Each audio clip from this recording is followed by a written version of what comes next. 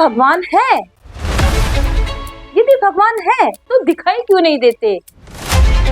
यही सारे प्रश्न कौन रहे थे स्वामी विवेकानंद के बचपन में। तो इन प्रश्नों का उनको उत्तर कैसे मिलता है, जानते हैं हम लर्निंग लेगेसी में।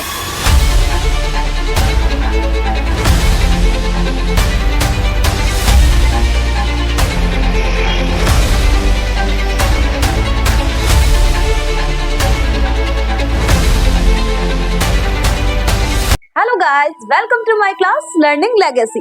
लर्निंग लेगेसी क्लास में आप सभी का स्वागत है। तो बच्चों, कैसे हो आप? आशा करते हो आप हमेशा की तरह स्वस्थ, मस्त और व्यस्त होंगे। तो बच्चों, आज हम बात करेंगे स्वामी विवेकानंद जी की, जो कि हमारे बहुत बड़े समाज सुधारक है। तो बच्चों, कहानी कुछ इस प्रकार है कि जब हमारे स्वामी विवेकानंद क्या होते हैं, जब बचपन में जब वो छोटे होते हैं, उनका जन्म कहाँ होता है? कोलकाता शहर में 12 जनवरी 1863 ईस्वी में उनका जन्म होता है। 12 जनवरी 1863 यानी 12 जनवरी 1863 में उनका जन्म हुआ है। अब उनके बचपन का नाम क्या है? नरेंद्रनाथ दत्त। नरेंद्रनाथ दत्त जब छोटे थे, बचपन में उनके दिमाग में एक विचार कौंधता था, विचार चलता रहता था, भगवान है तो दिखाई क्यों नहीं देते थे। तो वो क्या करते थे? किताबों में इस प्रश्न का उत्तर खोजते थे। उन्होंने बहुत सारी किताबें पढ़ी और इस प्रश्न का उत्तर जानना चाहा। फिर वो गए मंदिरों में। मंदिरों में वो क्या करते हैं? इस प्रश्न का उत्तर खोजते हैं कि यदि भगवान है तो दिखाई क्यों नहीं देता, अनुभव क्यों नहीं होता। फिर वो क्या करते हैं? लोगों से पूछते हैं कि आपने भगवान को देखा है? क्या आपने भगवान को देखा है? तो दुनिया वाले क्या समझते हैं? उनको पागल समझते हैं कि वो क्या सोचते हैं कि ये तो पागल हो गया है और भगवान के बारे में ऐसे प्रश्न करता रहता है कि क्या आपने भगवान को देखा है? क्या आपने भगवान को महसूस किया है? तो इस प्रकार हमारे जो नरेंद्रनाथ दत्त थे, उनको क्या थी? उनको शांति नहीं मिल पा रही थी और वो अपने इस प्रश्न को लेकर क्या कर रहे थे? घूम रहे थे, इधर उधर भटक रहे थे। तो एक दिन उनकी भेंट किससे होती है? एक दिन उनकी भेंट होती है स्वामी रामकृष्ण परमहंस, जो कि उनके गुरु बनते हैं बाद में। तो जब उनसे भेंट होती है, तब यही प्रश्न वो क्या करते हैं? स्वामी विवेकानंद क्या करते हैं?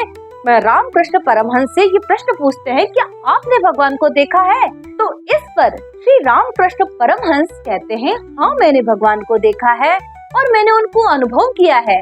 तो गुरु के कहने पर और गुरु के बताने पर नरेंद्रनाथ दत्त जी क्या करते हैं?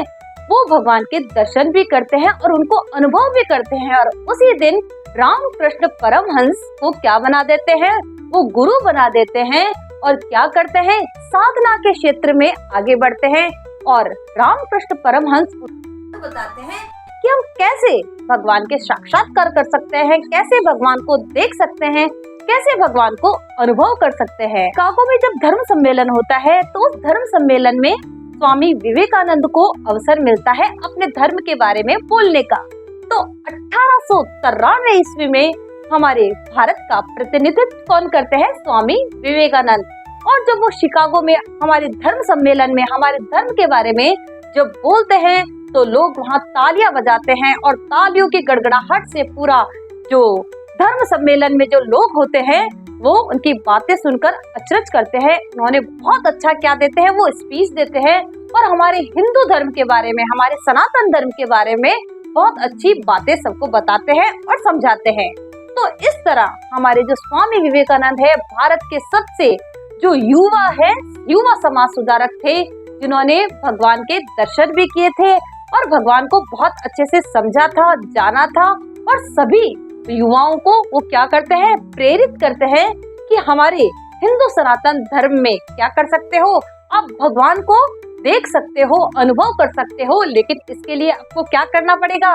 सच्चाई के मार्ग पर चलना होगा और क्या करना होगा? साधना के क्षेत्र को चुनना होगा, तभी आप क्या कर सकते हैं? भगवान के दर्शन कर सकते हैं, भगवान को अनुभव कर सकते हैं। तो ये है हमारे स्वामी विवेकानंद की स्टोरी, स्वामी विवेकानंद की कहानी, जो कि सबसे युवा समाज सुधारक थे और उन्होंने युवाओं को बहुत प्रेरित किया। तो बच्चों, कैसी लगी आपको स्वामी विवेकानंद की स्टोरी, विवेकानंद की कहानी? आशा करती हूँ आपको ये कहानी अच्छी लगी होगी।